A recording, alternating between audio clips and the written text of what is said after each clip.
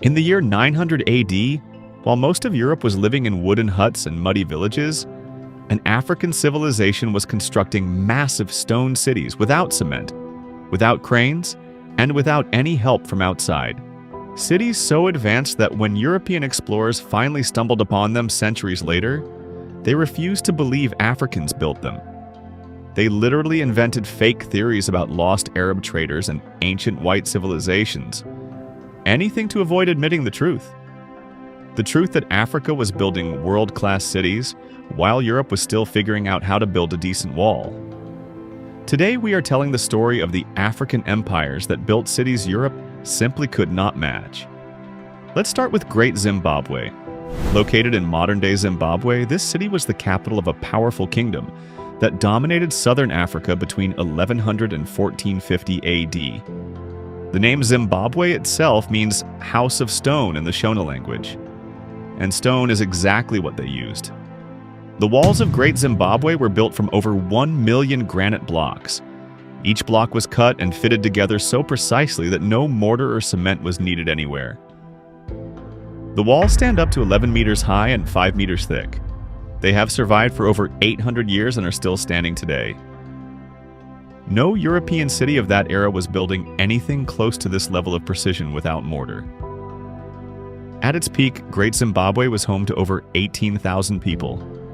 It was a major trading hub connecting the African interior to the coast, where merchants from Arabia, India, and China came to trade gold, ivory, and copper.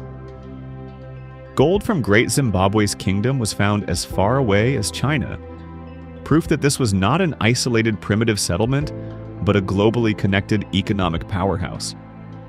When British colonizers arrived in the 1800s and saw these ruins, they were so threatened by what they found that the colonial government of Rhodesia actually made it illegal to suggest that Africans built Great Zimbabwe. Illegal. You could be arrested for telling the truth. That is how powerful this discovery was. Now let's talk about the Aksumite Empire. Located in modern-day Ethiopia and Eritrea, Aksum was one of the greatest civilizations the ancient world ever produced. At its peak between 100 AD and 700 AD, Aksum was one of only 4 major powers in the entire world alongside Rome, Persia, and China. The city of Aksum built structures called stelae, giant stone obelisks carved from single pieces of granite, standing up to 33 meters tall.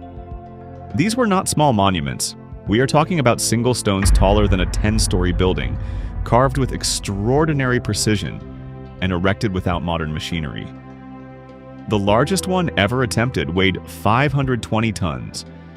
It fell during construction, but the fact that they attempted it at all tells you everything about the ambition of this civilization. Aksum had its own written language called Ye-Ez, which is still used in Ethiopian churches today. It had its own currency, one of only a handful of ancient civilizations in the world to develop coins.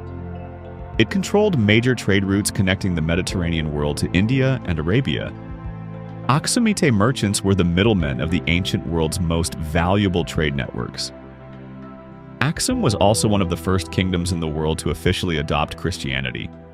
In 330 AD, decades before it became the official religion of Rome. While Europe was still debating religion, an African empire had already built one of the world's oldest Christian churches.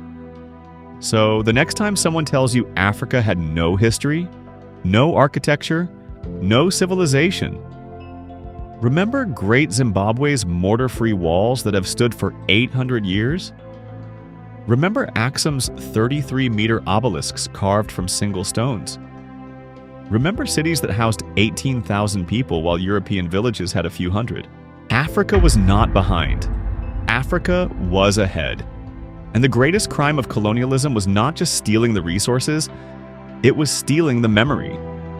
If this video changed how you see Africa, subscribe, because we tell these forgotten stories every single week. Drop a comment. Which empire shocked you the most? Let's talk.